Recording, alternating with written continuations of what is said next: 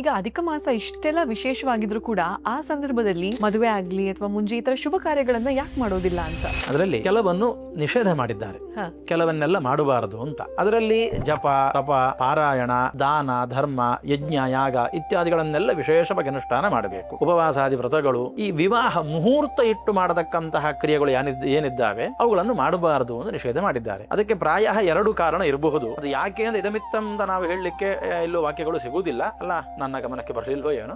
ಯಾಕೆ ಅಂತ ಹೇಳಿದ್ರೆ ನನ್ನ ಒಂದು ಅನಿಸಿಕೆ, ಈಗ ಮುಹೂರ್ತ ಇಟ್ಟು ಮಾಡತಕ್ಕಂತಹ ಕಾರ್ಯಗಳು ಯಾವುದು ಹೇಳಿ, ಒಂದು ಮನೆ ಒಕ್ಕಲು, ಮದುವೆ, ಉಪನಯನ ಇತ್ಯಾದಿಗಳೆಲ್ಲ, ಇದಕ್ಕೆ ತಿಂಗಳುಗಳ ತಯಾರಿ ಅದಕ್ಕೆ ಬೇಕಾಗ್ತದೆ. ನಮ್ಮ ಸಮಯ ಎಲ್ಲ ಅದಕ್ಕೆ ಅಧಿಕ ಮಾಸದ ಪುಣ್ಯ ಕಾಲ ಅದಕ್ಕೆ ವ್ಯರ್ಥ ಆಗಿ ಹೋದ್ರೆ ಸಾಧನೆ ಮಾಡ್ಲಿಕ್ಕೆ ಅವಕಾಶ ಸಿಗುವುದಿಲ್ಲ.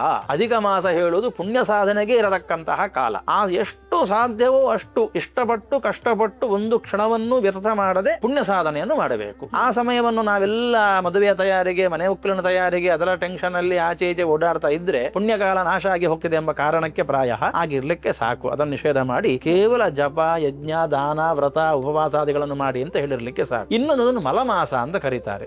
ಅಂದ್ರೆ ವರ್ಜ್ಯವಾದದ್ದು. ವರ್ಜ್ಯವಾದದ್ದು ಯಾವುದಕ್ಕೆ? ಶುಭ ಕರ್ಮಗಳಿಗೆ ವರ್ಜ್ಯ, ಪುಣ್ಯ ಕರ್ಮಗಳ ಆತ್ಮೋದ್ಧಾರದ ಕಾರ್ಯಗಳನ್ನು ಮಾಡುವುದಕ್ಕೋಸ್ಕರ ಪ್ರಶಸ್ತವಾದಂತಹ ಕಾಲ ಎಂಬ ನಿಟ್ಟಿನಲ್ಲಿಯೂ ಆ ವಿವಾಹಾದಿಗಳನ್ನು ನಿಷೇಧ ಮಾಡಿರ್ಲಿಕ್ಕೆ ಸಾಕು.